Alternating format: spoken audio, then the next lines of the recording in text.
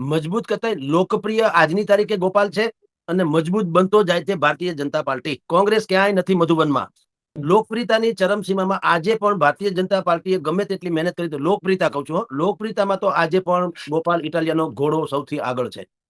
પણ વાત નંબર 2 શું આવી છે કે ભારતીય જનતા પાર્ટીએ જયેશભાઈ રાદડિયાને જ્યારથી આ સોંપ્યું છે અને ત્યારથી ચિત્ર જો બદલી ગયું. જો એને સોંપ્યું ન હોત, એટલે વચને શું કિમ દરિદ્રતા. હા, સંસ્કૃતમાં સ્લોગન છે, વચન આપવામાં શું વાંધો છે, પાળવું હોય તો ડખો છે. એટલે હવે ગોપાલ ઇટાલિયા આજની તારીખે પહેલા વાત કરવી, તો ગોપાલ ઇટાલિયા લોકપ્રિયતાની દ્રષ્ટિએ આજની તારીખે અગ્રેસર છે. ભારતીય જનતા પાર્ટી રણનીતિક રીતે મજબૂત થતી જાય છે. કિરીટભાઈ આપણા કોઈ શત્રુ નથી, ગોપાલ માસીનો છોકરો નથી. જે વાસ્તવિકતા છે આ છે કે કિરીટભાઈ જે મંજે હુવે ખેલાડી હે, સહકારી ક્ષેત્રના માંધાતા છે. તારણા સુગર ફેક્ટરીથી માંડી જુનાગઢ જિલ્લા સહકારી બેંક, જિલ્લા સંઘ વગેરે વગેરેમાં એનું વર્ષોથી ખેડાણ છે.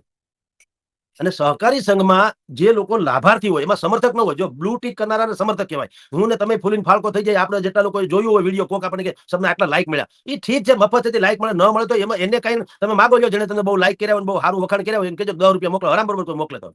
એ બધું હંજા જેવું હોય પ્લાસ્ટિકમાં. રવિંગ કરી લાકડીએ રામે સીતાને માર્યા ને ફૂલ કેલે દરડીએ સીતાએ વેર વાળ્યા. તમારે મારે 20 મિનિટ બોલવું, ઓલા ખાલી આમ ટીક જ કરવું ને, એટલું બહુ સારું બોલ્યા કે ખરાબ બોલ્યા, એના ઉપર ન જાય. સહકારી ક્ષેત્રથી લાભાર્થી હોય. લાભાર્થી એટલે કાયદેસરના લાભાર્થી.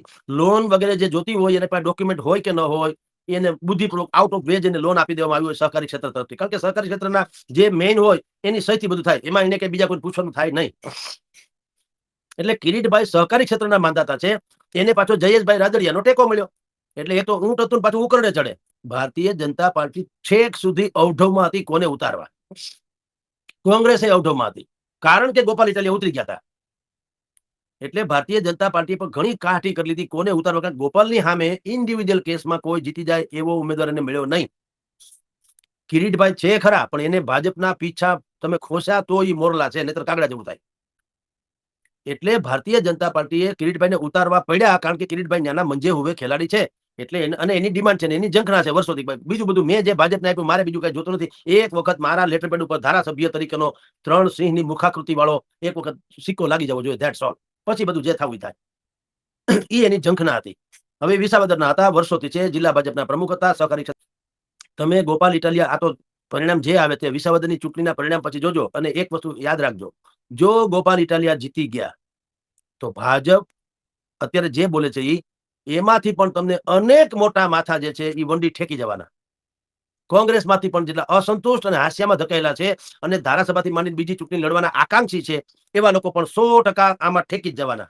હવે મેં તમને પહેલા કીધું એમ, આરોપ લાગવા અને વંડી ઠેકી જવી ઈ કોઈ અપરાધ માનતું નથી.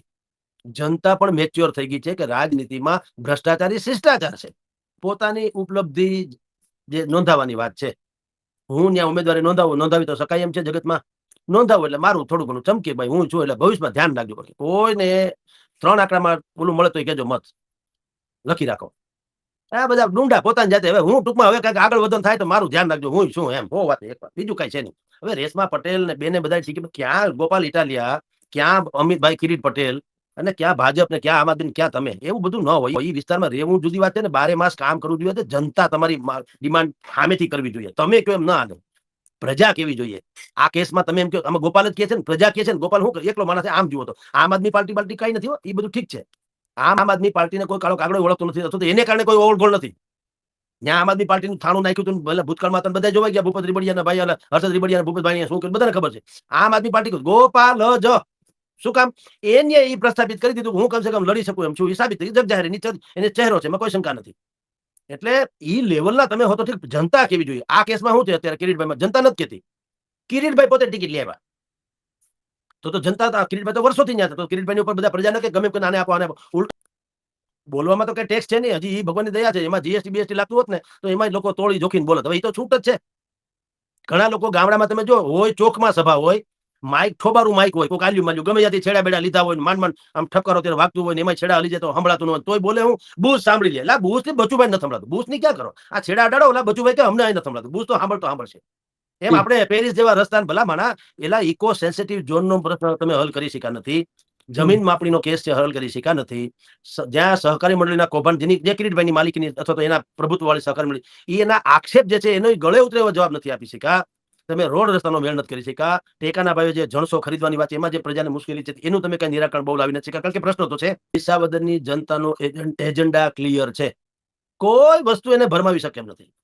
તમે હોનાના નળિયા કરી દો. કાલે ભૂપેન્દ્રભાઈ મહિનાથી 2 વખત ત્યાં જઈ આવ્યા ને 800 1000 કરોડની યોજનાનો આમ બટન દબાવ્યો, કોઈ હું રાજી થઈ જાય? ના રે ના. તમને 15 દિનમાં એટલું બધું ઉઠી ગયું તો 3 દશકા હું ક્યાં ગયા?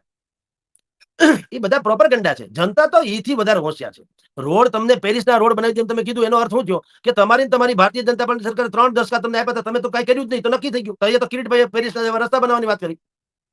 અને જો એ કિરીટભાઈ પેરિસ જેવા રસ્તા વિસાવદરમાં બનાવી દેતા હોય ધારાસભ્ય થવાથી, તો 174 કે 72 કે 74 ધારાસભ્યો છે. તો આખું ગુજરાત પેરિસ ન થઈ ગયું હોય? પેરિસ ન થઈ જાય? અને એફિલ ટાવર 4 એકર તમે જુઓ તો, Eiffel tower, Morbi Eiffel tower, Junagadh Eiffel tower, Porbandar Eiffel tower, Rajkot Eiffel tower, એવું ન થઈ જાય? એટલે આ મોબાઈલના ટાવરના ઠેકાણા નથી. એફિલ ટાવર ની ક્યાં કરો? એટલે વાતો વચને શું કેમ દરિદ્રતા? બોલવામાં શું વાંધો છે? સ્વાગત છે તમારું જાગૃત નાગરિક ગુજરાત રાજકારણમાં. જય હિન્દ મિત્રો.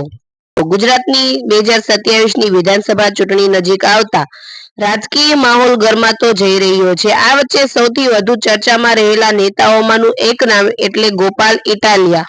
2027ની ચૂંટણીમાં તેઓ અને તેમની પાર્ટી ગુજરાતમાં પોતાનો પ્રભાવ વધારવાના પ્રયાસ કરશે અને બીજી તરફ ભાજપ અને કોંગ્રેસ પણ પોતાના સંગઠન અને ચૂંટણી પ્રચાર સાથે મેદાનમાં રહેશે. ચૂંટણીમાં કઈ પાર્ટી જનતા સમર્થન આપશે તેનો નિર્ણય તો મતદાતાઓ જ કરશે. તમારું મંતવ્ય કોમેન્ટમાં જરૂરથી બતાવજો. Thank you.